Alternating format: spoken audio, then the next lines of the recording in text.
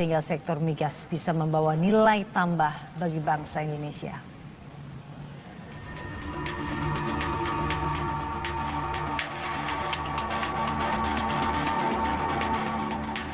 Beban berat menanti di pundak Archandra Thahar pasca dilantik Presiden Joko Widodo menjadi Menteri ESDM baru. Sejumlah pekerjaan rumah di bidang industri migas dan minerba harus segera diselesaikan sehingga dapat memberi nilai tambah bagi bangsa. Seperti diketahui, industri migas Indonesia saat ini sedang mengalami stagnasi. Turunnya harga minyak dan sejumlah komoditi tambang cukup berpengaruh besar. Padahal, sektor pertambangan masih menjadi prioritas untuk memberikan devisa bagi negara ini. Tidak hanya itu, industri migas dan minerba di Indonesia juga dihadapi adanya mafia migas yang mendominasi sektor ini. Sehingga sektor ini dianggap hanya dikuasai oleh sekelompok elit yang kemudian menguntungkan kelompoknya. Di sisi lain, Indonesia juga mengalami masalah elektrifikasi.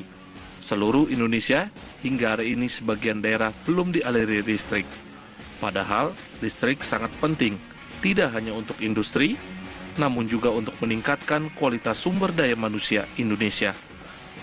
Kini publik menanti kinerja cepat Archandra Thahar untuk membenahi sektor migas dan minerba Indonesia, sehingga Indonesia mampu memproduksi sendiri dan tidak lagi tergantung pada impor di sektor migas.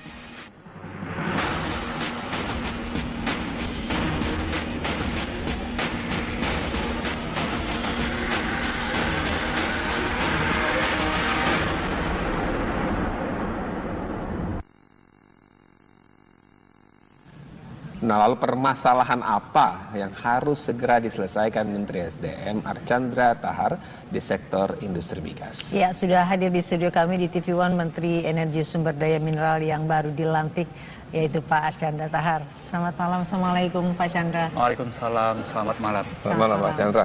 Terima kasih Pak Chandra sudah hadir di studio kami. Ini di sela-sela kesibukan Bapak ya. Hari ini sudah mulai kerja Pak? Sudah mulai kerja? Sudah, dari pagi sudah mulai kerja. Tantangan baru, lingkungan kerja yang baru, berharap semua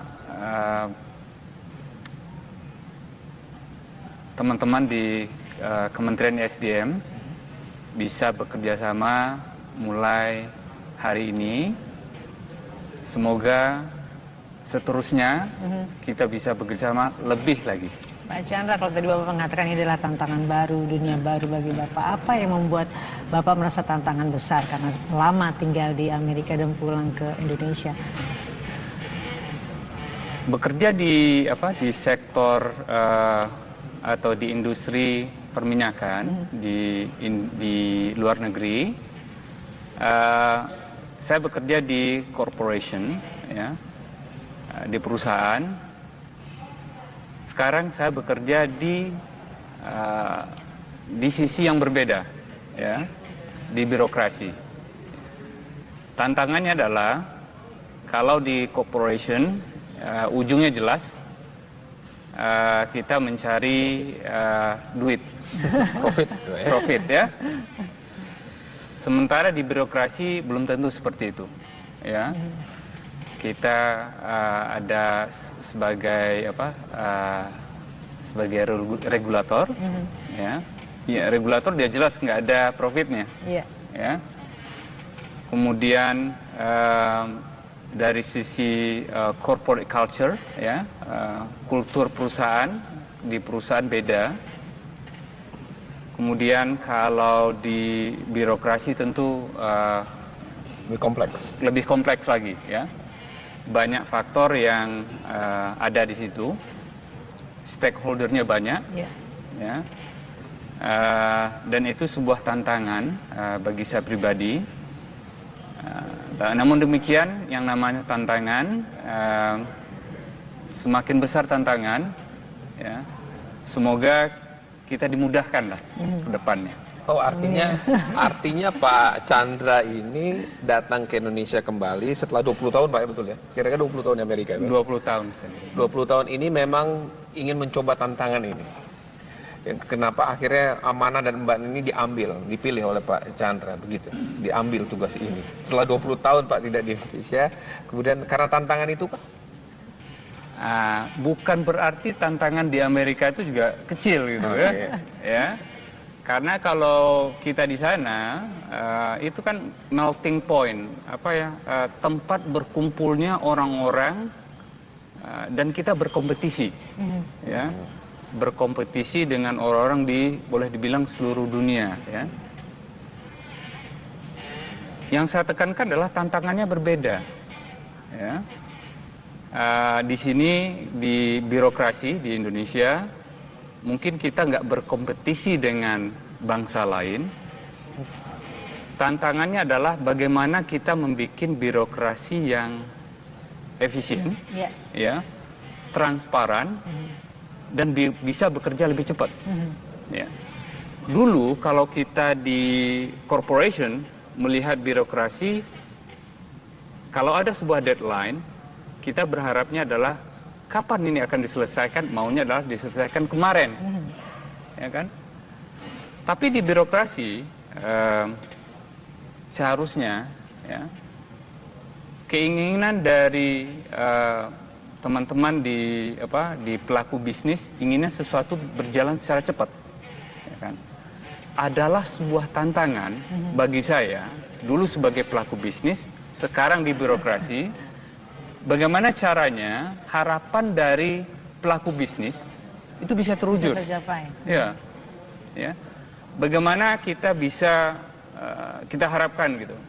Mereka berharap, tolonglah. Kalau ada urusan masalah perizinan misalnya, bisa nggak kita selesaikan dalam waktu sesingkat-singkatnya? Nah, dulu saya termasuk orang mungkin yang salah satu yang berteriak, kok lama sih? Ya kan?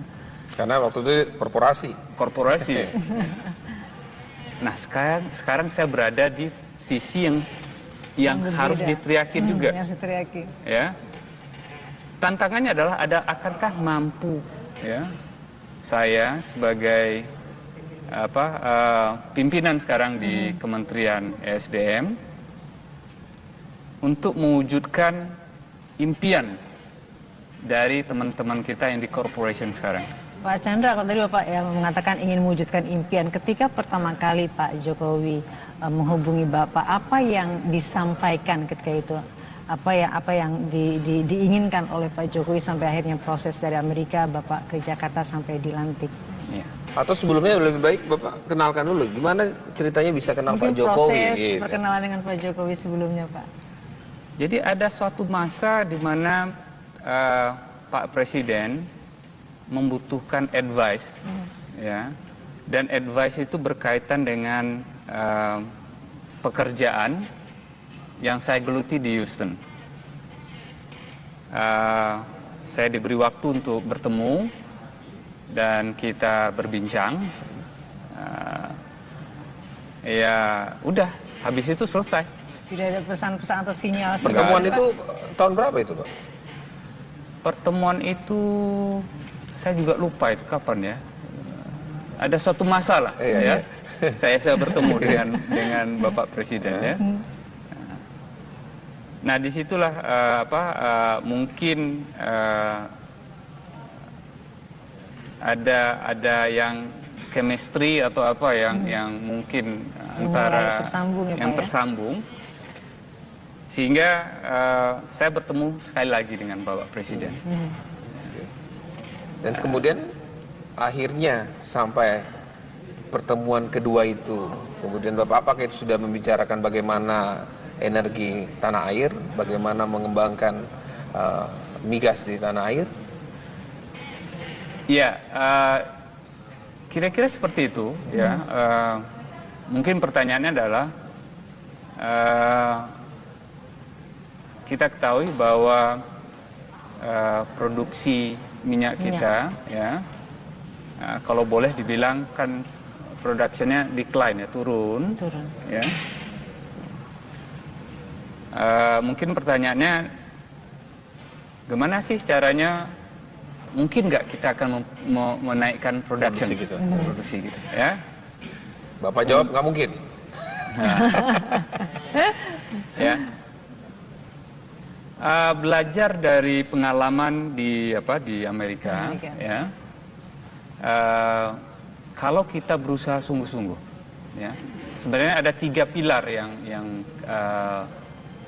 menurut hemat saya yang mungkin bisa kita aplikasikan di Indonesia, ya, dan ini juga menurut hemat saya juga sudah dilakukan di Amerika, ya. Ini contohnya, ya. Pilar itu adalah yang pertama untuk menaikkan, ya, production. Yang pertama adalah kita harus berbasis teknologi.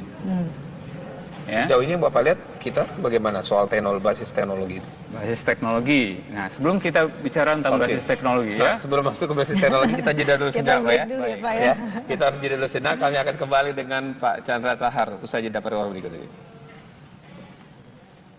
Yang 10 Oktober 1970 ini kemudian mengambil gelar master dan doktor di bidang teknik kelautan di A&M University di Texas, Amerika Serikat pada tahun 1998 dan 2001.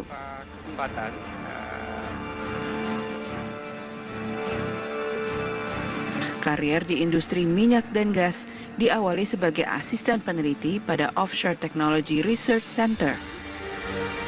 Karier Archandra semakin bagus setelah ia dipercaya sebagai peneliti teknik offshore pada tahun 2001 hingga 2006. Setelah itu, Archandra berkarier di bidang Hydrodynamic Sled Flowtech LLC di tahun 2006 hingga 2007. Bahkan pada tahun 2007 hingga 2009, Archandra dipercaya menjadi prinsipal dan presiden pada Asia Pacific Deepwater Development System. Karier Archandra yang semakin melesat membuat pria berusia 45 tahun ini menduduki jabatan prinsipal pada Horton Wison Deepwater. Puncaknya, Archandra dipercaya menjadi presiden Petroniring pada tahun 2013 hingga 2016. Dan kini Archandra ditunjuk Presiden Joko Widodo menjadi Menteri Energi dan Sumber Daya Mineral dalam Kabinet Kerja.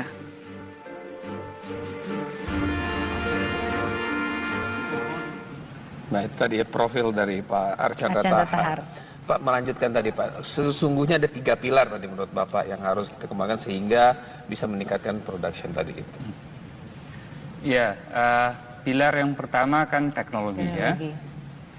Yang kedua adalah human resources, ya, people. Yang ketiga adalah bisnis proses yang transparan. Sejauh ini Bapak lihat dari 3 itu kan yang baru akan semua, Pak, ya? Ya. Sudah berjalan dengan baik itu, Pak? Ya. Berbicara tentang teknologi, ya, teknologi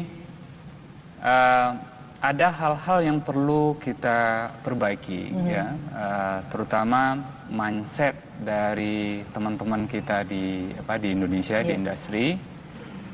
Kadang-kadang kita masih merasa bahwa teknologi baru lebih banyak mudaratnya daripada manfaatnya, misalnya, atau resiko lebih besar dibandingkan dengan teknologi yang ada sebelumnya, ya. Tapi perlu kita cermati di bidang sekali lagi bilang oil and gas, ya. Coba kita lihat di Amerika produksi oilnya itu meningkat 2 kali lipat. Itu dalam kurun waktu 7 tahun. Apa yang membantu? Apa yang membuat itu meningkat? Yang sangat membantu adalah teknologi. Ya. Kemudian didukung oleh bisnis proses yang oke, ya. Kemudian tentu people yang karyawan atau sumber daya yang sangat mumpuni ya. Mumpuni di sana. Nah, dilihat di Bapak di Kementerian SDM ini, mana dulu Pak yang prioritas Pak? Apakah langsung tiga-tiganya Bapak dalam kerja Bapak masuk ini, atau mana yang menurut Bapak yang harus diutamakan? Ya, idealnya kan tiga-tiganya berjalan beriringan, ya, karena kita nggak punya banyak waktu, ya, untuk memperbaiki apa yang sudah ada. Ya. Idealnya, kan pada kenyataannya nggak bisa kita merubah mindset tentang teknologi misalnya. Ya. Itu perlu waktu. Ya. Dan sejak tahun 2013 atau 2014 kebetulan kita di Petroneering membawa teknologi yang di Indonesia mungkin baru, ya, yang bisa diterapkan di lapangan-lapangan yang marginal. Ya. Seperti yang kita tahu, di dunia ini lapangan dengan cadangan yang besar, ya, dengan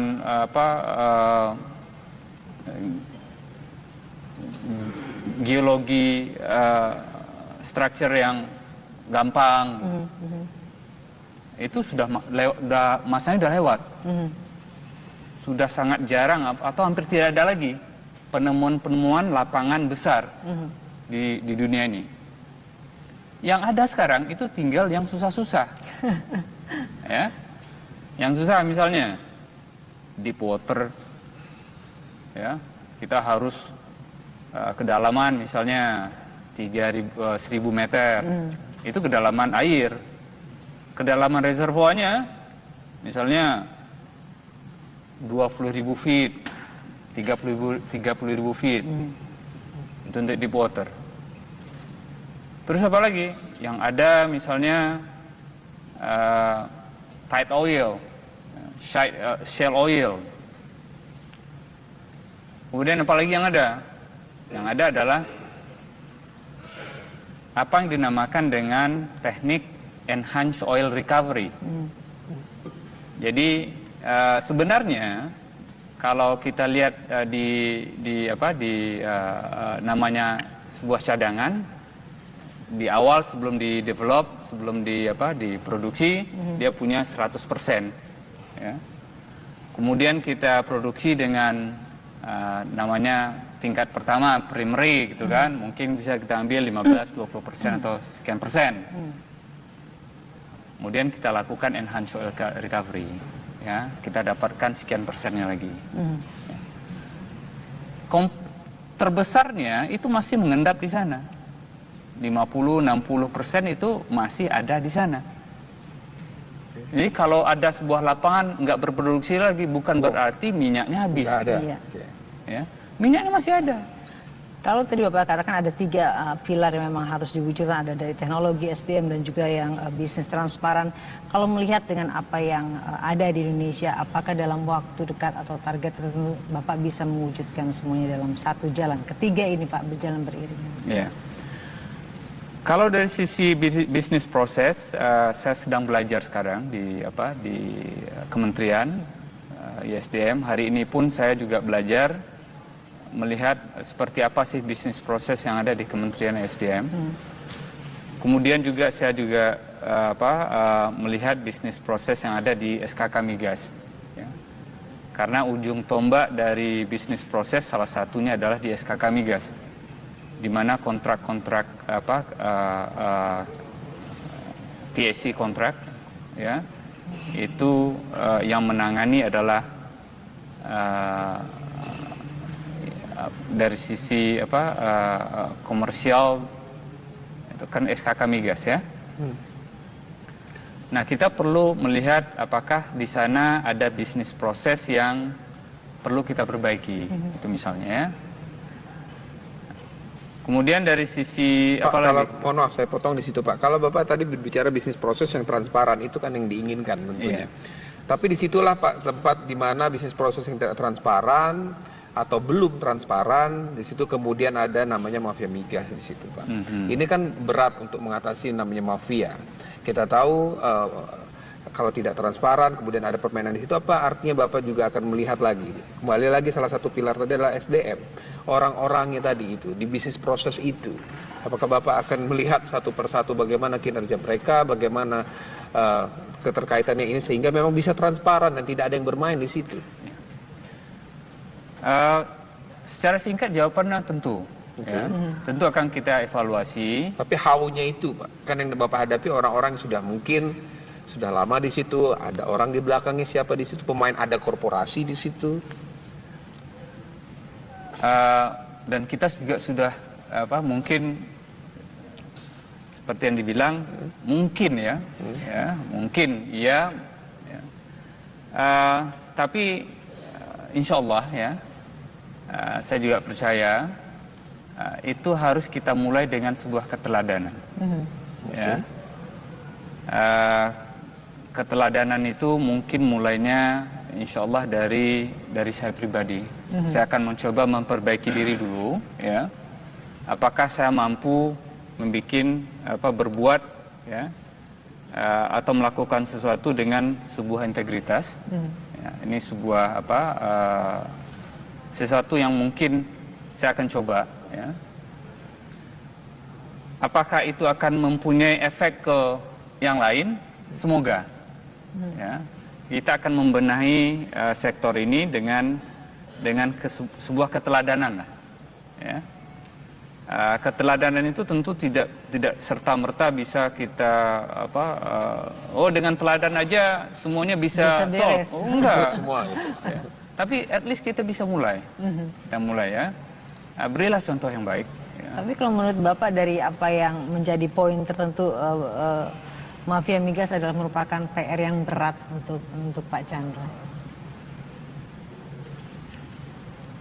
Mafia migas adalah PR yang berat untuk saya, gitu kan? Beri saya waktu untuk melihatnya, ya, untuk mengevaluasi.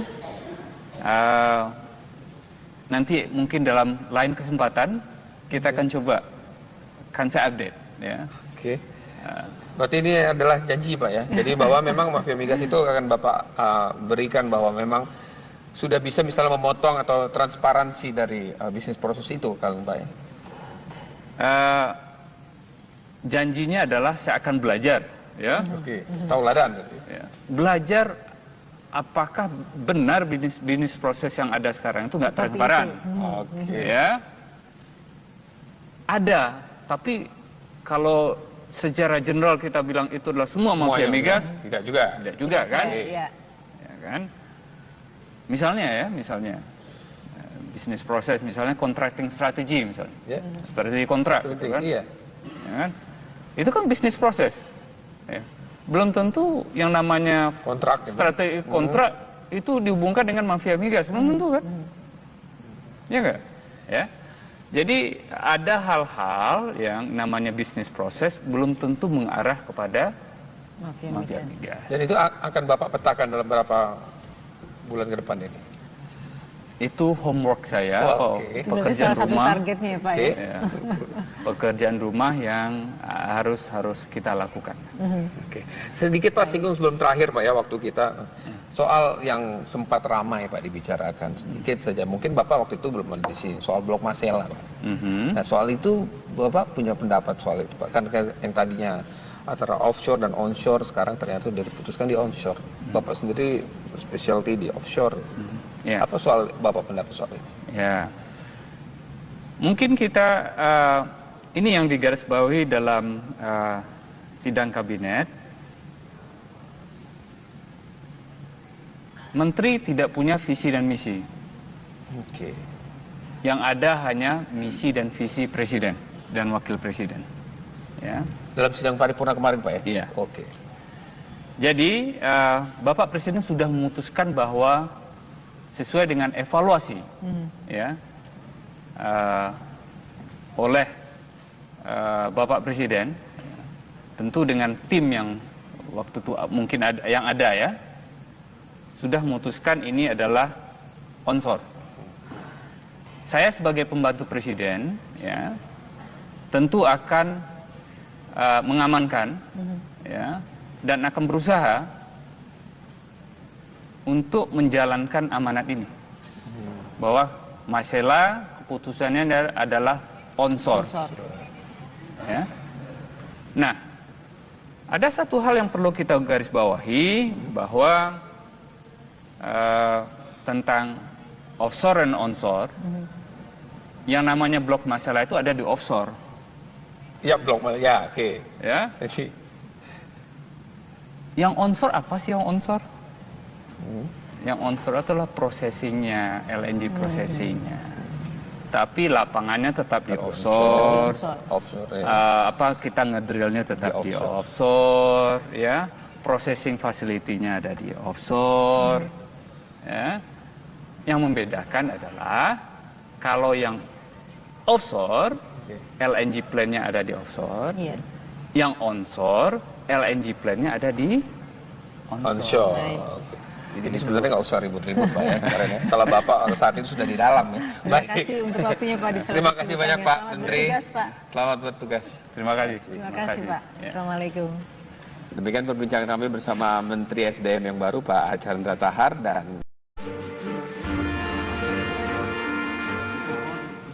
nah itu tadi profil dari Pak Archandra Tahar. Pak melanjutkan tadi Pak, sesungguhnya ada 3 pilar tadi menurut Bapak yang harus kita kembangkan sehingga bisa meningkatkan production tadi itu. Ya, pilar yang pertama kan teknologi. Ya. Yang kedua adalah human resources, ya, people. Yang ketiga adalah bisnis proses yang transparan. Sejauh ini Bapak lihat dari 3 itu kan yang baru akan semua Pak ya. Sudah berjalan dengan baik itu Pak. Ya. Berbicara tentang teknologi, ya, teknologi ada hal-hal yang perlu kita perbaiki, ya, terutama mindset dari teman-teman kita di Indonesia, di industri. Kadang-kadang kita masih merasa bahwa teknologi baru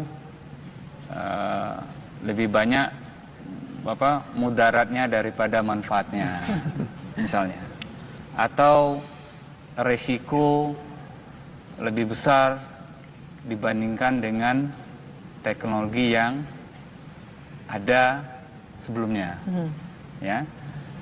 Tapi perlu kita cermati di bidang sekali lagi bilang oil and gas, ya. Coba kita lihat di Amerika.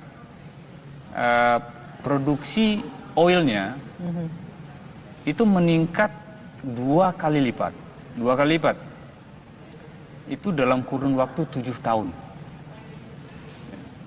Apa yang membantu? Apa yang membuat itu meningkat? Yang sangat membantu adalah teknologi. Ya. Kemudian didukung oleh bisnis proses yang oke, ya. Kemudian tentu people yang karyawan atau sumber daya yang sangat mumpuni di sana. Nah, dilihat di Bapak di Kementerian SDM ini mana dulu Pak yang prioritas Pak? Apakah langsung 3-tiganya Bapak dalam kerja Bapak masuk ini atau mana yang menurut Bapak yang harus diutamakan? Ya. Idealnya kan 3-tiganya berjalan beriringan, ya, karena kita nggak punya banyak waktu, ya, untuk memperbaiki apa yang sudah ada. Ya.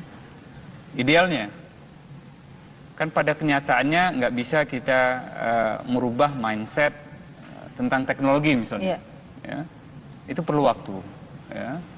Dan sejak tahun 2013 atau 2014 kebetulan kita di Petroneering membawa teknologi yang di Indonesia mungkin baru, ya, yang bisa diterapkan di lapangan-lapangan yang marginal. Ya. Seperti yang kita tahu di dunia ini lapangan dengan cadangan yang besar, ya, dengan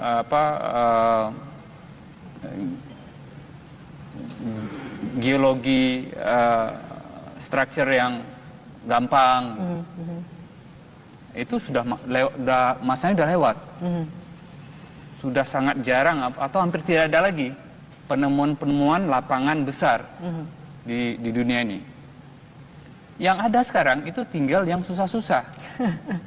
Ya. Yang susah misalnya deep water, ya, kita harus kedalaman misalnya 1.000 meter, itu kedalaman air. Kedalaman reservoirnya, misalnya kita berbincang, ya udah, habis itu selesai. Tidak ada pesan-pesan atau sinyal. Pertemuan itu tahun berapa itu, Pak? Pertemuan itu saya juga lupa itu kapan ya. Ada suatu masa lah, ya. Saya bertemu dengan Bapak Presiden, ya. Nah, disitulah mungkin ada yang chemistry atau apa yang mungkin antara yang tersambung, sehingga saya bertemu sekali lagi dengan Bapak Presiden. Dan kemudian akhirnya sampai pertemuan kedua itu, kemudian Bapak apakah itu sudah membicarakan bagaimana energi tanah air, bagaimana mengembangkan migas di tanah air? Ya, kira-kira seperti itu. Ya, mungkin pertanyaannya adalah kita ketahui bahwa produksi minyak kita, ya, kalau boleh dibilang kan produksinya decline, ya, turun. Ya. Mungkin pertanyaannya, gimana sih caranya? Mungkin nggak kita akan menaikkan produksi gitu, ya? Bapak jawab nggak mungkin. Ya.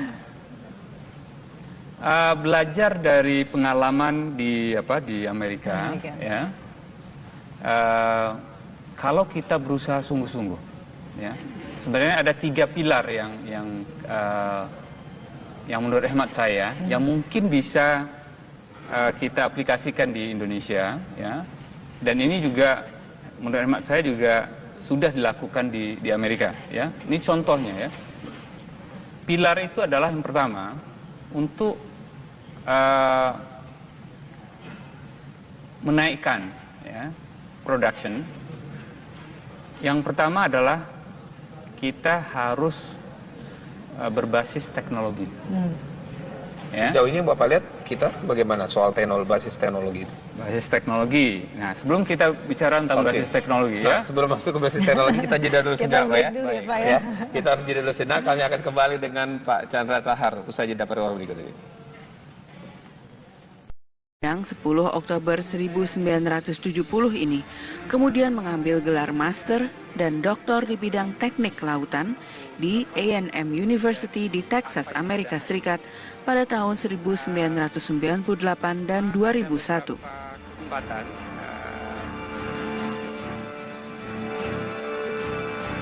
Karier di industri minyak dan gas diawali sebagai asisten peneliti pada Offshore Technology Research Center. Karier Archandra semakin bagus setelah ia dipercaya sebagai peneliti teknik offshore pada tahun 2001 hingga 2006. Setelah itu, Archandra berkarier di bidang Hydrodynamic Sled Flowtech LLC di tahun 2006 hingga 2007.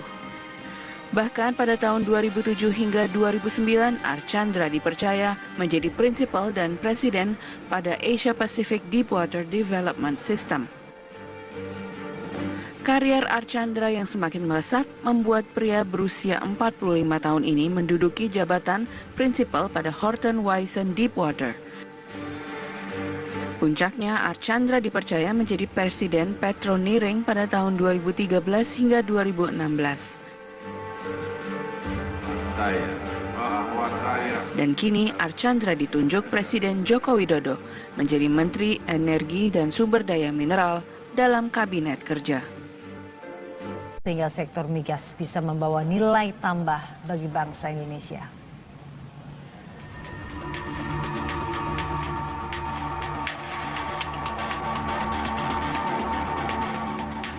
Beban berat menanti di pundak Archandra Tahar pasca dilantik Presiden Joko Widodo menjadi Menteri ESDM baru.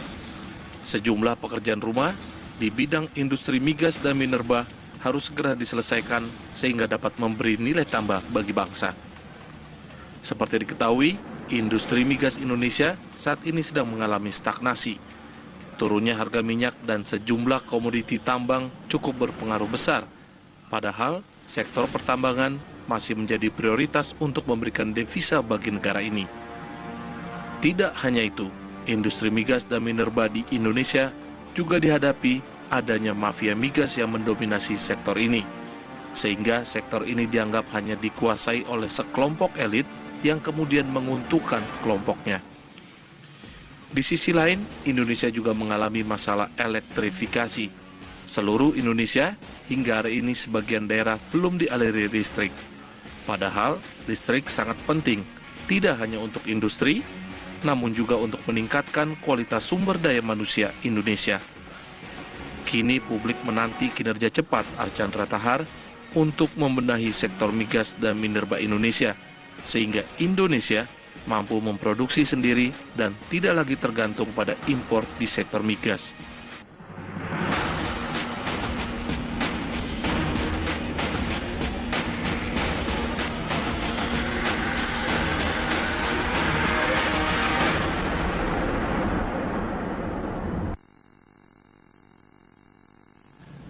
Nah, lalu permasalahan apa yang harus segera diselesaikan Menteri SDM Archandra Tahar di sektor industri migas? Ya, sudah hadir di studio kami di TV One Menteri Energi Sumber Daya Mineral yang baru dilantik, yaitu Pak Archandra Tahar. Selamat malam, Assalamualaikum Pak Chandra. Waalaikumsalam, selamat malam. Selamat malam Pak Chandra.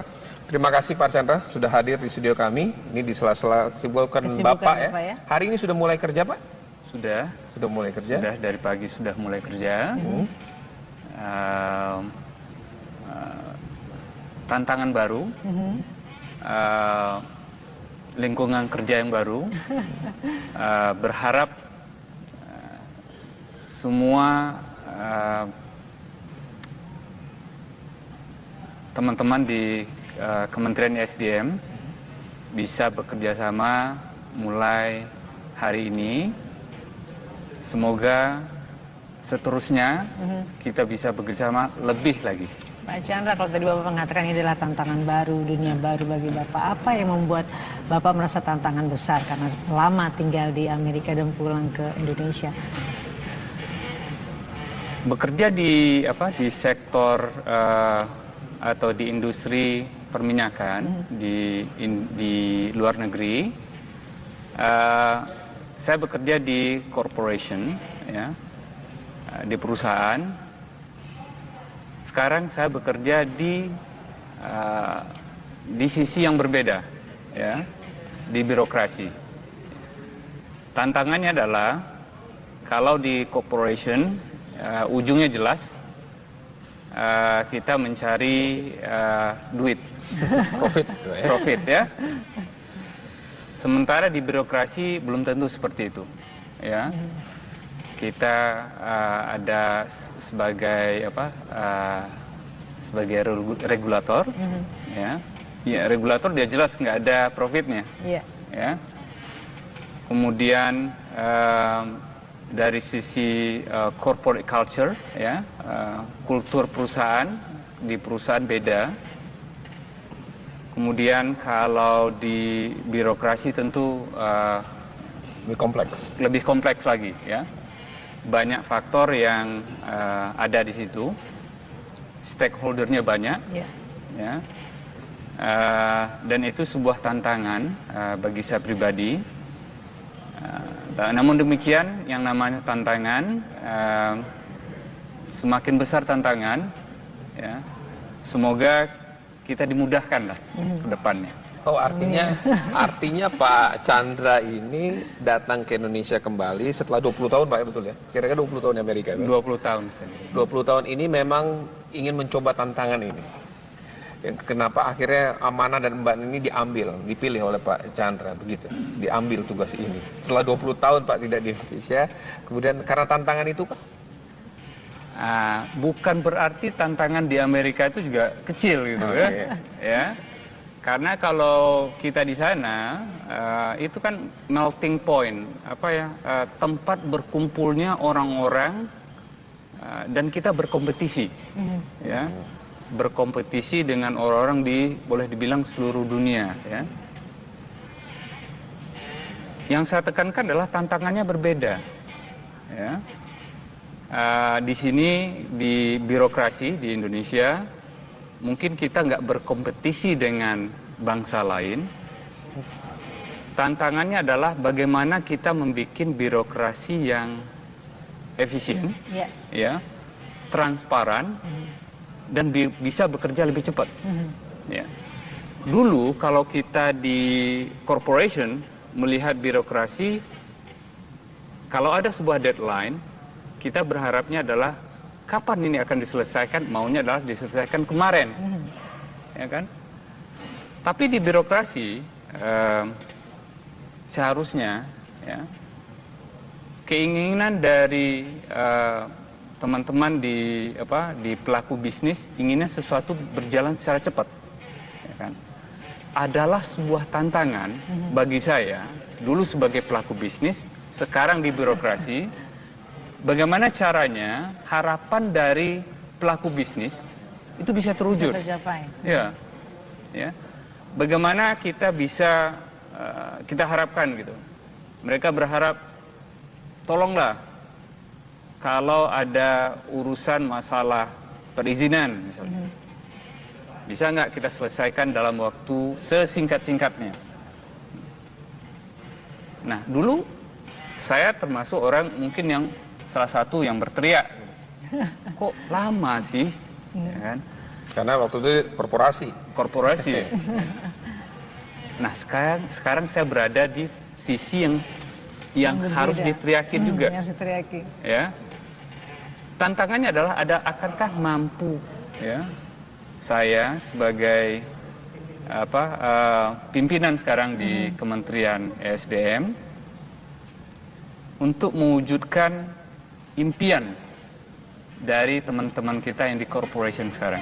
Pak Chandra, kalau tadi Bapak yang mengatakan ingin mewujudkan impian, ketika pertama kali Pak Jokowi menghubungi Bapak, apa yang disampaikan ketika itu? Apa yang diinginkan oleh Pak Jokowi sampai akhirnya proses dari Amerika Bapak ke Jakarta sampai dilantik? Ya. Atau sebelumnya lebih baik Bapak kenalkan dulu, gimana ceritanya bisa kenal Mungkin Pak Jokowi? Proses gitu. perkenalan dengan Pak Jokowi sebelumnya, Pak.